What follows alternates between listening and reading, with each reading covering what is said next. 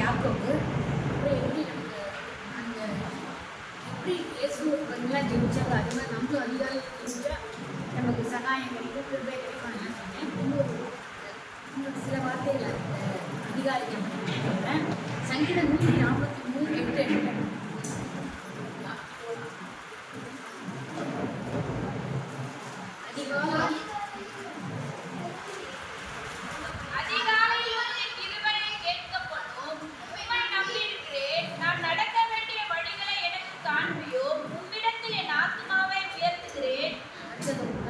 சத்துக்களுக்கு தகுதியும் உண்மை பிள்ளையிடமாக கொண்டுகிறேன். நம்ம காலையிலே ஜெயிச்சா நிச்சயமா அந்த கிருபை நம்மளை தாங்கும். அப்போ அவரே நம்ம நம்பி இருக்கும்போது நம்ம நடக்க வேண்டிய வழியும் அவர் நமக்கு காட்டுவார். ஆத்மா உயர்த்துவார், சத்துக்கள் நம்மளை பாதுகாப்பார். சங்கீதம் 147, 119, 147, 148 முடியும். 119வது சங்கீதத்தில் அதிகாலையில் நான் சத்தமிட்டேன், உங்களுடைய வசனத்துக்கு காத்திருக்கிறேன். உமது வசனத்தை தியானிக்கும்படி குருத்த சாமங்கள் போனவே என் கண்கள் விழித்தது. அவர் நம்மளோட கண்கள் அதிகாலையில் ஜெபிக்கிறதுக்கு அவரே வந்து பார்க்கணும்.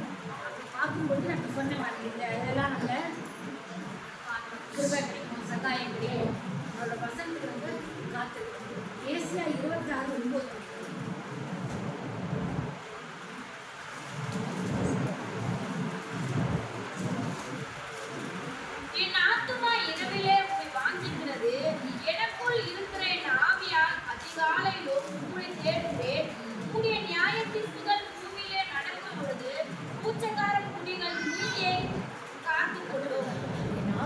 இரவிலே இப்படி வாஞ்சிக்கிறது.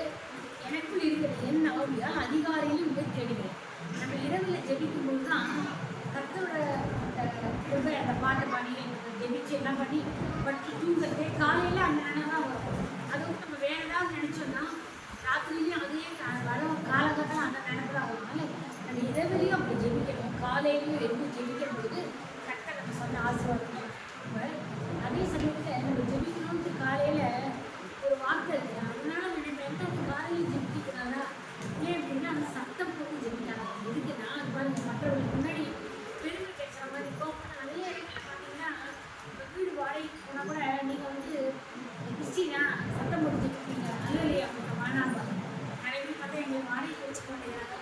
ஃபேஸ்புக்கில் வீட்டோட அம்மா சொல்லுவாங்க ஜெபிக்கிறாங்க. ஆனால் சில பேர் என்ன பண்ணுறாங்க, காலங்காத்தால் அது ஒரு பெருமையாக இருக்கும். அந்த ஜபம் வந்து எனக்கு தெரியுற மாதிரி ஜெபிக்கிறாரு. அதோட சாத்திட்டு ஜெபிக்கணும். இந்த சபையில் நம்ம ஒரு இடத்துல வெளியில் சில பேர் மழை இதில் போய் ஜெபிக்கிறோம்னா அதெல்லாம் சத்தம் போட்டு ஜெபிக்கலாம். எல்லாரோடையும் ஒரு பெரிய இதில் போய் ஜெபிக்கிறேன், எல்லாரோடையும் ஐக்கியமாக இருக்கு சபையில் சத்தம் போட்டு ஜெபிக்கலாம். அதே வீட்டில் அக்கம் பக்கம் இருக்கிறவங்களுக்கு தொந்தரவு பண்ணுற மாதிரி நம்ம ஜெபிக்கிறோம். அதுதான் பாருங்க நீதிமொழி 27 வருதாங்க. அதுலேயும் நம்ம வந்து நாளமாக ஃபீல் பண்ணுவோம். அந்த மாதிரி நான் உனக்காக ஜெபிக்கிறேன். ஒருவன் அதிகாலையில் எழுந்து உரத்த சத்தத்தோடு தன் சிநேகிதனுக்கு சொல்லும் ஆசீர்வாதம் சாபமாக எண்ணம். இந்த மாதிரி ஜெபிச்சா அது சாபம் தான். அப்படின்னு என்ன பெருமைக்காக ஜெபிக்கிறாங்க, உனக்காக நான் ஜெபிக்கிறேன்பா இப்போ மட்டும் ஜெபிக்கிறேன்னு நம்ம சொல்லுறதோ இல்லை அக்கம் பக்கத்தில் இருக்கிற தெரியுற மாதிரி நம்ம ஜெபிக்கிறதோ தவறு. அதனால் சாதாரண என்ன சொல்லிட்டு ஜெபிக்கிறது அங்கே இருந்துட்டு கடவுள் கூட்டிட்டு ஜெபிக்கணும். வெளியே இடமா கத்த பதில் கொடுப்பாரு. அது 2 பேர் சொல்கிறாங்க. மத்திய 6:5, 5:6 அன்றியும் நீ ஜெபம் பண்ணும் பொழுது மாயக்காரனை போல் இருக்க வேண்டாம். மனுஷன் காணும்படியாக அவர்கள் ஜெப ஆலயத்திலும் வீதிகளிலும் சங்குகளிலும் நின்று ஜெபம் பண்ண விரும்புகிறார்கள். அவர்கள் தங்கள் பலனை அடைந்து தீர்ந்தார் என்று மெய்யாகவே உங்களுக்கு சொல்லுகிறேன். நீயோ ஜெபம் பண்ணும் பொழுது உன் அறை வீட்டுக்குள் பிரவேசித்து உன் கதவை பூட்டி அந்த காலத்தில் இருக்கிற பிதாவை நோக்கி விண்ணப்பம் பண்ணு. அப்பொழுது அந்த காலத்தில் பார்க்கிற உன் பிதா வெளியரங்கமாய் உனக்கு பலன் அளிப்பார். முன்னாடி சொன்னாங்க அங்கேயும் ஜெபம் பண்ணும்போது மாயக்காரர் போயிருக்க வேண்டாம். மனுஷன் காணும்படியாக அவர் ஜெப ஆலயத்தில் வீதியின் சந்தையில் வந்து ஜெபம் பண்ணி விரும்புகிறாங்க. பொதுவாக ஆனால் ஜெபம் வந்து ஜெப ஆலயத்தில் பண்ணணும்.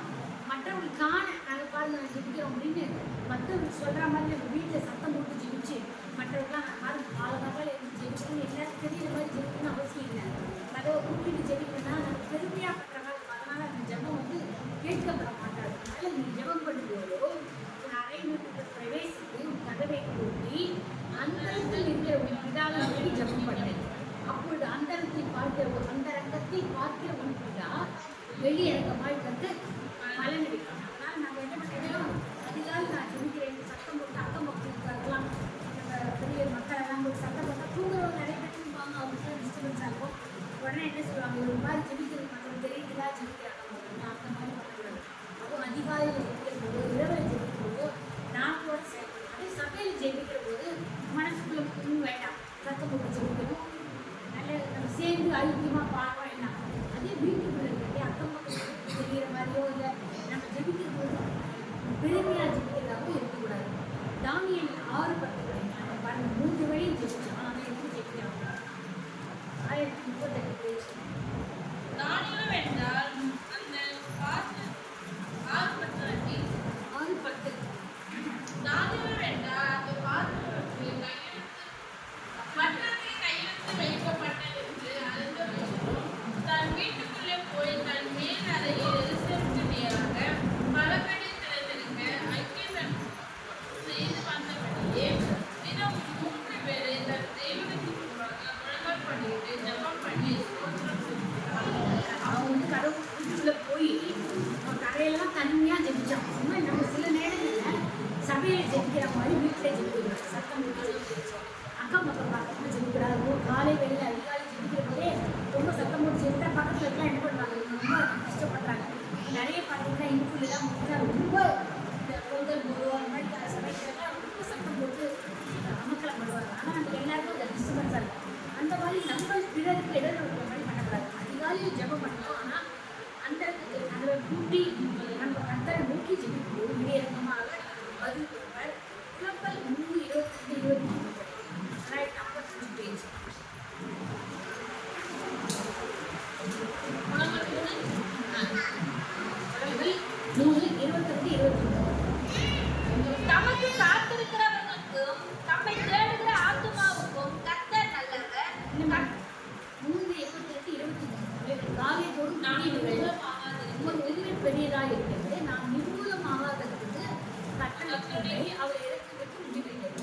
அந்த 23 பாருங்க, காலையோடு புதியவைகள் உண்மை பெரியதாய் காலையில் நம்ம என்ன சொல்ல போதுனா என்ன சொல்லலாம், அதிகாலையில் ஜெபிக்கிற போது தாவீதுக்கான காலையில் ஜெபிக்கிற போது தான் அந்த கிருபை நமக்கு கிடைக்கிறதுனால அந்த அதிகாலை ஜெபமானது நமக்கு கிருபை கிடைக்கும்.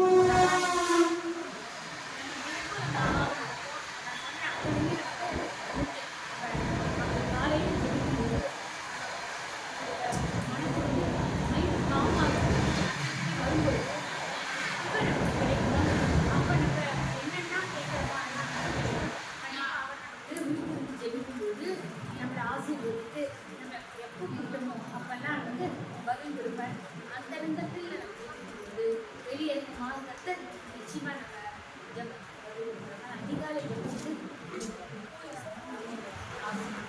எப்படி இயேசு, மோசே, தாவீது, சீஷர்கள், யாக்கோபுலாம் ஜெபித்தாங்களோ அதே போல் நம்மளும் அதிகாலையில் ஜெபித்தாங்க. அவர்கள் பெற்ற சகாயம், கிருபை